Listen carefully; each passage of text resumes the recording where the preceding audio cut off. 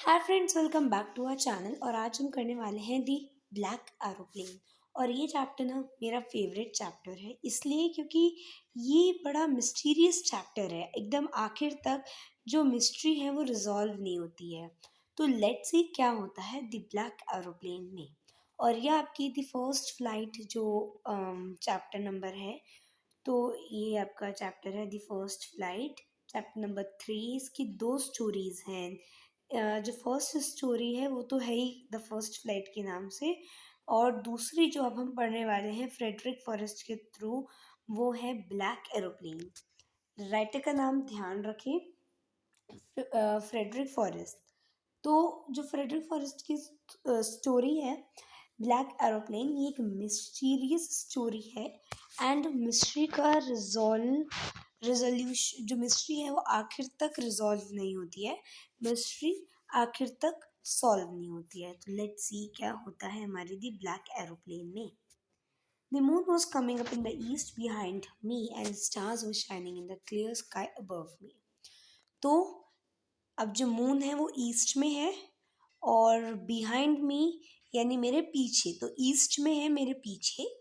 And जो stars हैं वो चमक रहे हैं in the clear sky. Clear sky that means अभी कोई भी किसी भी तरीके का स्टॉर्म नहीं है स्काई में, एकदम सब बढ़िया है। There wasn't a cloud in the sky, I was happy to be alone up above the sleeping countryside. तो जिस जगह वो उड़ रहे थे, वो जहाँ पे उनकी फ्लाइट चल रही थी, तो वो अभी एकदम स्लीपिंग कंट्री साइड, यानी रात को सब सो गए थे कंट्री साइड में, यानी उस विलेज एरिया में। ठीक है। और मैं बहुत खुश था, एकदम आकाश में अकेला एरोप्लेन था मेरा। I was happy to be alone up above the sleeping countryside. I was flying my old Dakota aeroplane. Aeroplane का नाम याद रखेंगे, डाकोटा एरोप्लेन। ओवर फ्रांस, तो ये जो एरोप्लेन है ये फ्रांस के ऊपर से गुजर रहा था बैक टू इंग्लैंड, और इंग्लैंड में इनका घर था। I was dreaming of my holiday and looking forward to being with my family. और मैं बहुत खुश था कि अब मैं अपनी फैमिली से मिलूँगा, क्योंकि अब मेरी हॉलीडेज़ आ गई हैं। And I looked at my watch 1:30 in the morning, और टाइम क्या हो रहा था, 1:30 इन द मॉर्निंग। तो सब अंधेरा हो रखा था और सब सोए हुए थे। I should call Paris control soon, I thought as I look down past the nose of the aeroplane. I saw the light of a big city in front of me. I switched on the radio and said, Paris Control, Dakota DS088. Here, can you hear me? I am on my way to England, over. तो अब यहाँ पे क्या होता है, ये सोचते हैं कि आई शुड कॉल पैरिस कंट्रोल, मुझे पैरिस कंट्रोल को कॉल करना चाहिए डायरेक्शंस वगैरह पूछने के लिए। और जैसे ही वो देखते हैं नीचे की तरफ, तो उनको एकदम बिग सिटी दिखती है जिसमें चमक धमक लाइट्स हो रखी हैं बिल्कुल। एंड वो कौन था, वो था आपका फ्रांस। तो I saw lights of a big city in front of me. I switched on the radio and said, Paris Control. तो फ्रांस की कैपिटल पेरिस थी ये।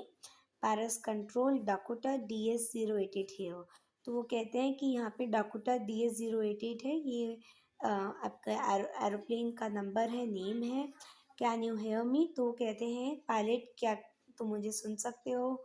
Can you hear me, I am on my way to England, मैं England की तरफ जा रहा हूँ, ओवर यानी कॉल खत्म होती है।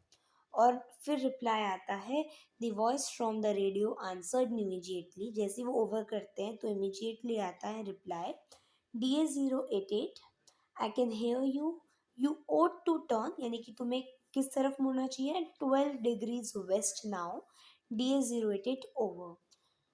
तो कहते हैं DS088, जो रेडियो से रिप्लाई आता है, पैरिस कंट्रोल से रिप्लाई आता है रेडियो के through, you ought to turn 12 degrees west now, तो अब आपको 12 डिग्रीज वेस्ट जाना चाहिए।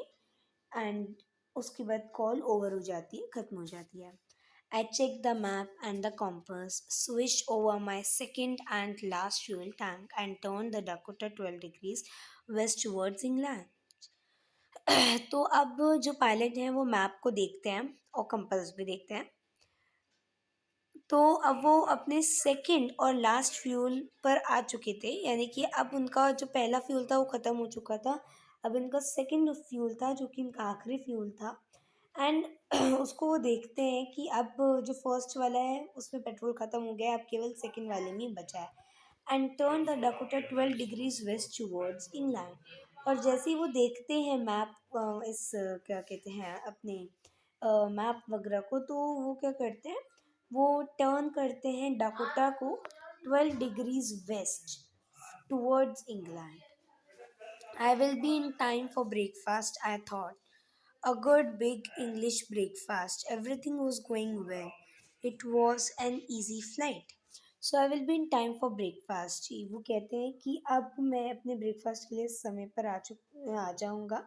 I will be in time for the breakfast, यानी कि मैं ब्रेकफास्ट तक पहुंच जाऊंगा। I thought a good big English breakfast. तो वो अपने ब्रेकफास्ट को याद करते हैं कि a good big English breakfast, everything was going well, it was an easy flight. Paris was about 150 kilometers behind me when I saw the clouds. Storm clouds, they were huge. तो अब जो यहाँ पे बताते हैं कि पेरिस जो था वो 150 किलोमीटर्स पीछे रह चुका था, और वो 150 किलोमीटर्स आगे आ चुके थे पेरिस से। तभी उनको क्या देखते हैं, उन्हें क्लाउड्स दिखते हैं, और ये स्टॉर्मी क्लाउड्स थे, यानी कि जो तूफानी क्लाउड्स होते हैं वो थे। वो बहुत बड़े, they were huge, they look like black mountains standing in front of me across the sky. तो सिर्फ काले रंग के पहाड़ जैसे वो दिख रहे थे। I knew I could not fly up and over them. तो वो जानते हैं कि अब वो उसके ऊपर से नहीं गुजर सकते, क्योंकि जो स्टॉर्म था वो बहुत ज़्यादा भारी था। I did not have enough fuel to fly around them to north और साउथ। अब यहाँ पे क्या होता है, जब भी ऐसी सिचुएशंस होती है फ्लाइट्स में, तो क्या करा जाता है कि जो लेट्स से यहाँ पे क्लाउड्स आ चुके हैं, स्टॉर्मी क्लाउड्स आ चुके हैं, तो ज़्यादातर क्या किया जाता है कि जो भी एरोप्लेन होता है वो इधर इस एरिया में एंटर नहीं करता, रादर वो उसके आसपास चक्कर लगाता जाता है जब तक कि जो स्टॉर्म है वो हल्का नहीं हो जाता। लेकिन इनके पास इतना फ्यूल भी नहीं था कि वो इतने लंबे चक्कर लगा सके। तो अब उनके पास कोई रास्ता नहीं था। I ought to go back to Paris. बस यही रास्ता था कि वो फिर से पेरिस लौट जाएं। I thought but I wanted to get home. लेकिन उनको लालच था घर जाने का, इसलिए वो चलते जाते हैं। I wanted that breakfast, I will take the risk. वो रिस्क लेते हैं और वो आगे बढ़ते जाते हैं। I thought and flew that old Dakota straight into the storm. अब क्लाउड्स के अंदर, यानी कि वो स्टॉर्मी क्लाउड्स में एंटर कर चुके थे। Everything was suddenly black. It was impossible to see anything outside the aeroplane. The old aeroplane jumped and twisted in air. I looked the compass. I couldn't believe my eyes. The compass was burning round, turning round and round and round. It was dead. तो अब यहाँ पे क्या होता है, जब वो उन क्लाउड्स में एंटर कर जाते हैं सब कुछ काला हो जाता है, कुछ दिखाई नहीं दे रहा होता है ना। जो ओल्ड एरोप्लेन है, अब वो jump and twisted in air. It I looked at the compass. तो वो जंप करता है एयर में और फिर ट्विस्ट यानी मुड़ जाता है एयर में, यानी कि फ्लिप हो जाता है, आप कह सकते हो। आई couldn't बिलीव। तो वो कहते हैं कि मैं ये बिलीव नहीं कर रहा था, जो कंपास था वो turning round and round and round, वो भी ख़राब हो गया था, है ना। वो काम नहीं कर रहा था। जो अदर इंस्ट्रूमेंट्स थे दे वर ऑल्सो सडनली डेड, और रेडियो भी ख़राब हो चुका था। अब वो पेरिस कंट्रोल चिल्लाते हैं, can you hear me? There was no answer, the radio was dead too. I had no radio, no compass, and I could not see where I was. I was lost in the storm. Then, in the black cloud quite near me, I saw another aeroplane. It had no light on its wings, but it I could see it flying next to me through the storm. तभी क्या होता है, एकदम काले clouds होते हैं वहाँ पे, उनको एक दूसरा एरोप्लेन दिखता है उसके विंग्स पर। मतलब एरोप्लेन कुछ ऐसा होता है ना, मान लो ओ, अरे कुछ लेट्स से ये आपका एरोप्लेन है, और एरोप्लेन ऐसा नहीं होता, ऐसा होता है ये एरोप्लेन है, लेट्स से इसके यहाँ पे साइड में विंग्स होते हैं, तो उसमें लाइट्स नहीं थी इन विंग्स पे। और I could see the pilot face, उन्हें पायलट का फेस दिख रहा था turn towards me. I was very glad to see another person, तो वो अपने हाथों को फहराता है। Follow me, he was saying follow me. He knows that I am lost, उसे पता था मैं खो चुका हूँ। And he was trying to help मी।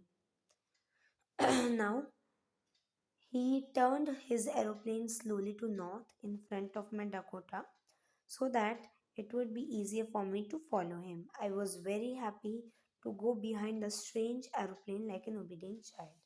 तो अब वो क्या करते हैं, वो उस एरोप्लेन के पी को फॉलो करते हैं like an obedient child. After half an hour जो स्ट्रेंज एरोप्लेन था वो was still front of me in the clouds. Now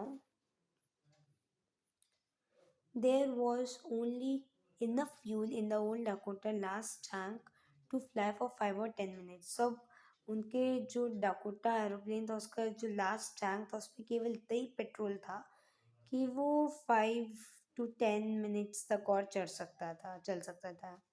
और अब उन्हें बहुत डर लगने लग गया था।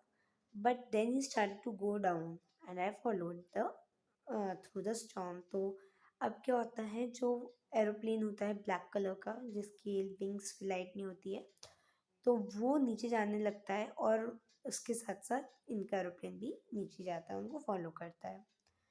Suddenly, I came out of clouds and saw two long straight lines of lights in front of me. और ये जो था एक रनवे था, airport. I was safe. And अब जब आ गया airport, I turn to look for my friend in the black aeroplane.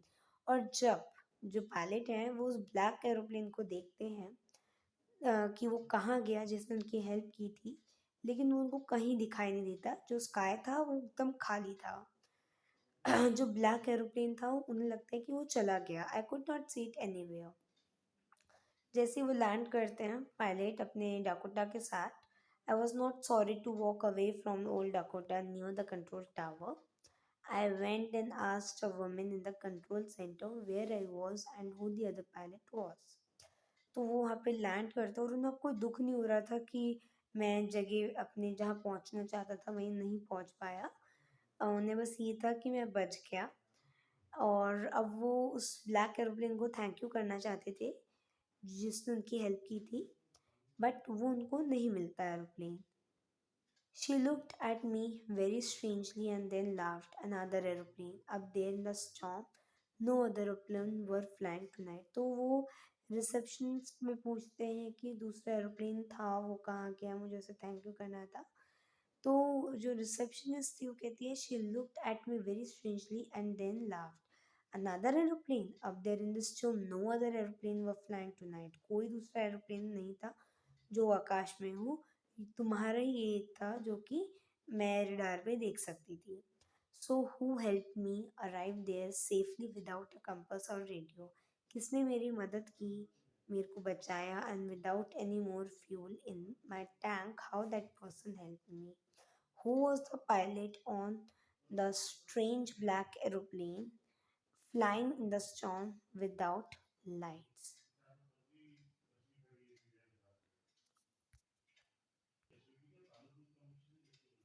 So ये हो गया हमारा चैप्टर।